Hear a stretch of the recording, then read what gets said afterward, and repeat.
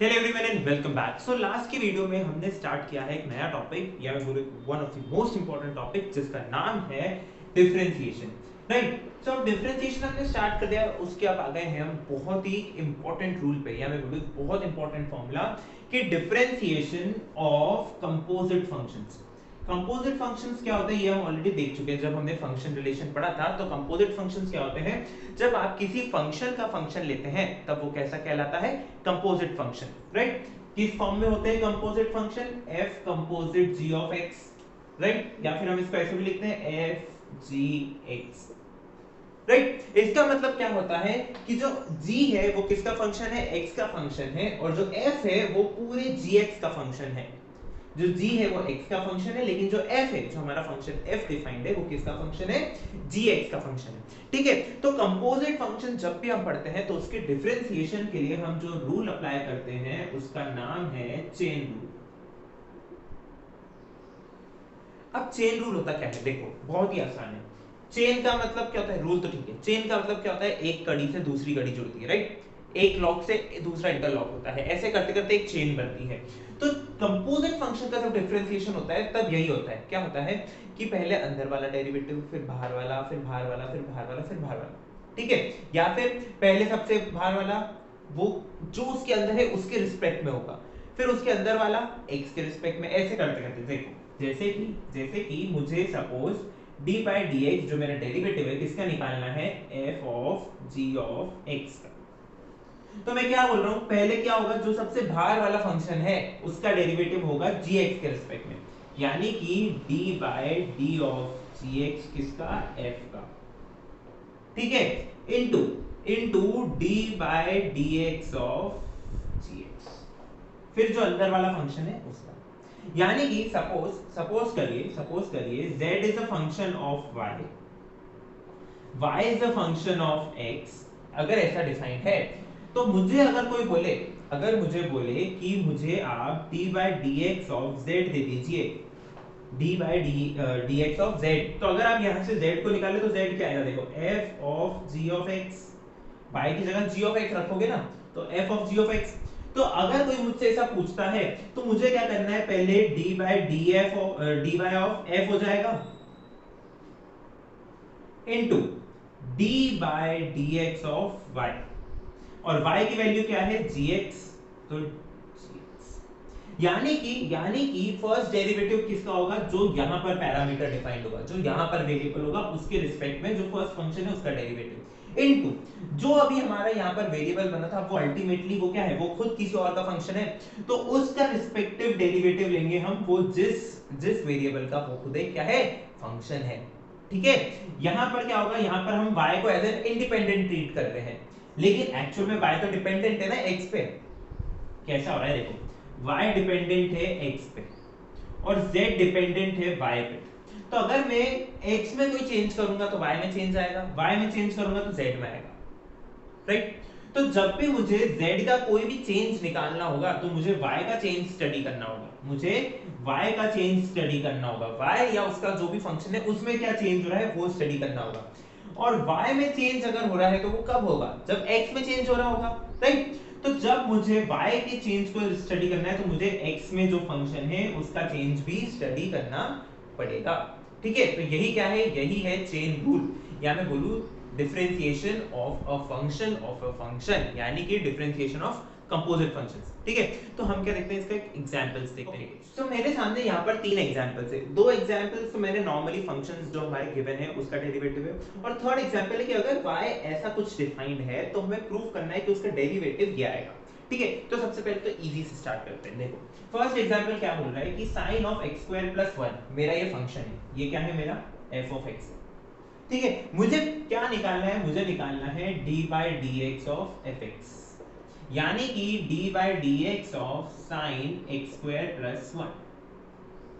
ठीक है, मुझे पता है कि sin x का डेरिवेटिव कौन होता है, cos x। मुझे क्या पता है, मुझे पता है sin x का डेरिवेटिव होता है cos x, यानी कि अगर sin के साथ यहाँ x है तो cos के साथ मुझे क्या मिलता है, x। तो जब आप इसका डेरिवेटिव निकालेंगे तो ये तो हो गया cos x स्क्वायर प्लस 1। लेकिन लेकिन क्योंकि यहां पर सिर्फ x नहीं है तो मुझे क्या करना पड़ेगा, मुझे रिपीटेड डेरिवेटिव यानी कि चेन रूल का यूज करना पड़ेगा कि अब जो अंदर फंक्शन है, जो अंदर फंक्शन है उसका भी मुझे क्या लेना पड़ेगा, डेरिवेटिव लेना पड़ेगा। ठीक है, तो चेन रूल यही बोलता है कि आपको कब तक डेरिवेटिव लेना है, जब तक अंदर क्या बचे, सिर्फ x नहीं बचे, सिर्फ जब तक x का फंक्शन नहीं बचे तब तक आपको डेरिवेटिव लेना है। ठीक है, तो जब आप अब इसको सॉल्व करेंगे तो देखो cos x² + 1 तो कोई चेंज नहीं होगा। अब d/dx of x² + 1, d/dx of x² + 1 यानी d/dx of x² plus d/dx of 1। मुझे पता है x to the power n का डेरिवेटिव होता है n x to the power n - 1, यानी कि इसका डेरिवेटिव कुछ इस तरह से आएगा 2x plus derivative of a constant is 0, so 2x + 0, तो फाइनल आंसर मेरा आएगा 2x cos x² + 1। कुछ नहीं करा, मैंने रिपीटेड डेरिवेटिव का यूज किया है। रिपीटेड डेरिवेटिव का यूज किया है यानी क्या, कि मैंने चेन रूल अप्लाई किया है। यहां पर मेरे पास सिर्फ x नहीं है ना, जब यहां पर सिर्फ x नहीं है तो मुझे जो अंदर फंक्शन है उसका भी डेरिवेटिव करना पड़ेगा। ठीक है, देखो नेक्स्ट एग्जांपल क्या देखते हैं, सेकंड एग्जांपल। अब सेकंड एग्जांपल आपको नोट्स में नहीं मिलेगा, ये क्वेश्चन जरूर है नोट्स में, लेकिन इसका सॉल्यूशन नोट्स में नहीं है, ये एज मैंने ट्रायल दिया है आपको। सो यहां पर देखते हैं इसको, मेरे पास फंक्शन है log sec x plus 10x, मुझे निकालना है d/dx of log sec x plus 10x। ठीक है, मुझे पता है log x का डेरिवेटिव, मुझे पता है कि log x का डेरिवेटिव होता है 1/x। तो पहले तो मुझे यही लिखना है, log इस पूरे को अगर मैं x की तरह ट्रीट करूं तो 1/sec x plus 10x। अब क्योंकि ये क्या है, ये x नहीं है, ये खुद x का फंक्शन है, तो मुझे d/dx of sec x plus 10x निकालना पड़ेगा। ठीक है, अब ये जो टर्म है ये तो एज इट इज रहेगी, इसमें कोई चेंज नहीं हो सकता। इसको सॉल्व करेंगे, मुझे पता है कि जब भी अलजेब्रा ऑफ फंक्शंस होगा तो अगर एडिशन में है तो अलग अलग फंक्शन को डेरिवेटिव करके उसका एडिशन ले सकता हूं। ठीक है, एडिशन ऑफ डेरिवेटिव या डेरिवेटिव ऑफ एडिशन, दोनों एक ही बात। चल, sec x का डेरिवेटिव होता है sec x 10x plus 10x का डेरिवेटिव होता है sec² x। इस पूरे में से sec x कॉमन ले लो तो sec x कॉमन आ गया, अंदर बचा 10x प्लस sec x, और नीचे क्या है, नीचे भी तो यही है sec of x plus 10 of x, इससे ये कैंसिल हो गया, आंसर क्या आया, secant x। राइट, तो अल्टीमेटली देखो चेन रूल में क्या हो रहा है, रिपीटेड डेरिवेटिव, मैंने आपको ये बोला ना, मुझे पता है कि log of x का होता है 1/x। ठीक है, तो जब भी आपके पास चेन रूल आए तो आपको क्या ट्रीट करना है, आपको क्या ट्रीट करना है, देखो आपके पास सपोज फंक्शन ऐसा है, ऐसा फंक्शन। ठीक है, तो आप क्या करो, जब आप f के लिए यूज करोगे, यानी कि जब d/dx ऑफ f के लिए निकालोगे तो इस पूरे को एज अ x ट्रीट करना। ठीक है, फिर जब आप d, अब x इसका तो हो गया, अब मुझे g के लिए करना पड़ेगा, तो g के लिए इस पूरे को hx को x ट्रीट करना, और फिर जब d/dx ऑफ hx निकालोगे तब आपका फाइनल आंसर आएगा। ठीक है, तो इसी को कहते हैं, क्या कहते हैं, चेन रूल या फिर डेरिवेटिव ऑफ कंपोजिट फंक्शंस। अब देखिए लास्ट क्वेश्चन क्या है, if y is equal to x plus root x² plus a² to the power n, अगर y ऐसा है तो प्रूव करिए dy/dx ये है। ठीक है, तो थोड़ा सा हम इसको इरेज करते हैं ताकि हमें स्पेस मिले। देखिए मेरे पास है थर्ड क्वेश्चन में कि y मेरे पास डिफाइंड है कि y की वैल्यू ये है।